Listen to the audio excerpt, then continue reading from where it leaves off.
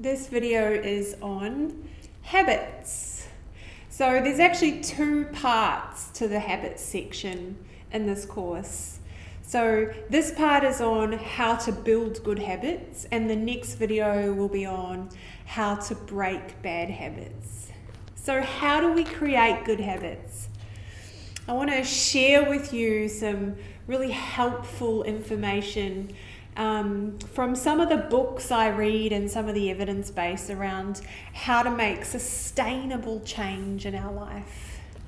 You know, so we've all been to perhaps the gym and signed up to something to, get fitter, or decided in the next, year we're going to set a New Year's resolution, and we start out and then after a few weeks we lose motivation and we slip back to our old ways and we feel like we've failed, we feel a bit inadequate, and we feel like we just, we can't get ahead or succeed with creating a healthier version of ourselves, if you like. So, I want to share with you something that I've found quite helpful in building good habits. And that is this idea of mini habits. So making our habits really small and achievable.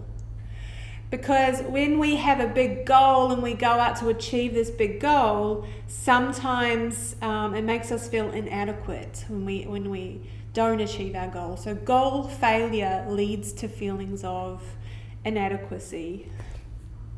So with mini habits, we make our goal so small and we celebrate along the way, so we feel successful and we're more likely to take another little step. So I want to share with you 3 points on how to create good habits. So here is a quote from James Clear, who wrote a book called Atomic Habits. So he says, any single change is not going to change our life overnight. It's the collection of changes or the system of habits we build that leads to change. So it's the system of habits we build that leads to change. So with this concept of atomic habits, or mini habits if you like, we cast votes for the type of person we want to become. So over time we shift our identity. And those votes, the more we do them, the more it accumulates, and we become the person we want to be. So any single change is not going to change our life overnight. It's the collection of changes. That's the first point. The second point is that we start with the identity rather than the goal. So if you go to a personal trainer, for example, they might ask you, what is your goal? And you say to them, I want to lose 5 or 10 kilos so I can, fit into my wedding dress or attend some function or whatever it is. And then they give you a workout program and you hope you achieve that identity. So with mini habits, how this is different, is that we start with the identity.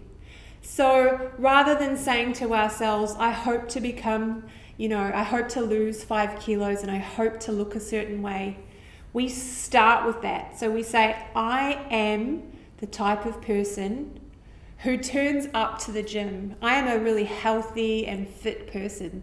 So it might not feel like it at the start, but we rewire our thinking first. And this is really powerful, because if you think about an example, like if someone's trying to stop smoking and someone in their workplace offers that person a cigarette and they know they're trying to stop smoking. And what does the person say in response? Do you want a cigarette? What do they say?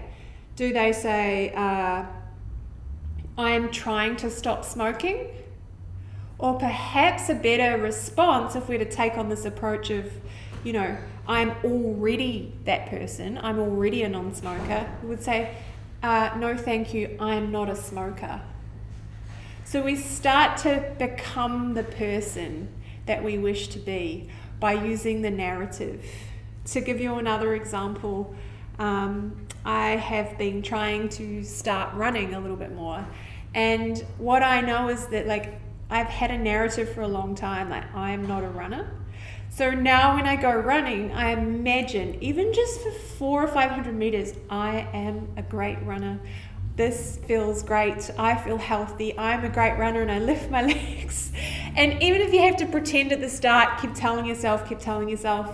And this is really powerful, because with some good music and the right environment and the blood's flowing and just a little bit each day, well, not even each day, I have to say, for me, it's just a few times a week. And, you know, it gets a little bit easier over time. So this is some examples of how we can start with reframing our thinking, and then the process, the system comes next. So let's talk about that. Number 3, this is the how. What's the method or the system to reach our habit? So, you know, even though we've created this identity, it doesn't just magically happen. We actually have to cast votes and take action for the person we want to be. So here's 4 things to think about in creating a habit. First of all, what is the habit? So you got to think of a habit. Maybe it's flossing your teeth more regularly. And then the second thing, make it really small, like very small. So it needs to seem like ridiculous compared to the best you can do. So I know in his book, so there's an author called Stephen Guise who wrote Mini Habits, and he started with a 1-minute plank every day. And so over time it started to become easier, and then he ended up, you know, loving working out. So that's how you can make, you know, an exercise habit really small, just 1 plank a day. Where does it fit naturally into your day? So does it fit first thing in the morning when you wake up? Or, you know, do you find that's not really sort of you, and it might be better fitting it like right before dinner? You know, you've got to cook dinner, and you're like, that's right, I've got to do whatever it is. Or if it's flossing your teeth, maybe it's, you know, after you have your shower. Every time after you have your shower, you floss your teeth. And then, so where does it fit naturally in your day for you? So it's a personal thing. You can redesign your habits over time and make it work for you. And then we need to celebrate. This is really important. So if you're trying to, for example, floss your teeth more regularly, it's important to, you know, say to yourself, well done, after you decide to floss, say, just your bottom teeth one night. Maybe that's your mini habit. Your bottom teeth one night and your top teeth the next night. I know someone who does that and it works really well for them. So maybe you need to, so it's good to celebrate. So if you've achieved your mini habit, how do you celebrate?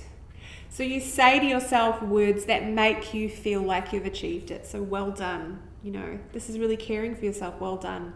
Or any words that make you feel successful. If it's you've been carving out time to cook a healthy meal, you know, afterwards you might say to yourself, well done, this is a really good achievement. I'm happy I took this time to care for myself. And so then the last thing is that you can reward yourself. With celebrating, I just wanted to say there is some science behind this too. We can, when we link positive emotions to a new habit, it's more likely to stick, and we're more likely to want to do it again. And this is how we make it automatic when we link a positive emotion. So that's why we celebrate. So it's about what makes you feel good. And then lastly, there's something called a reward. So if you've been going for, you know, a run every few days, or to the gym, or even doing some yoga, and afterwards you're like, oh, you know, I would really like to reward myself. You're not going to go and have chocolate cake, because maybe your identity is that I'm a healthy person. And so you really want to reward yourself, which in a way that aligns with your identity. So it might be like, I'm a healthy person who looks after my whole well-being and cares for myself with kindness. Maybe that's your identity. And so you might reward yourself with a hot bath, because that's going to help you recover for the next day, you know, rather than something that's like an instant gratification and won't support your identity, such as, distraction on Instagram and sugary things or fatty things. So there are some insights into how we can create good habits. It's about the collection of changes or the system of habits we build that leads to change. And we start with the identity first. Who is the type of person I want to be? And when we talk about the system, we make it really small. So the how part of building our habits, we make it really small, like ridiculously small compared to the best that we can do.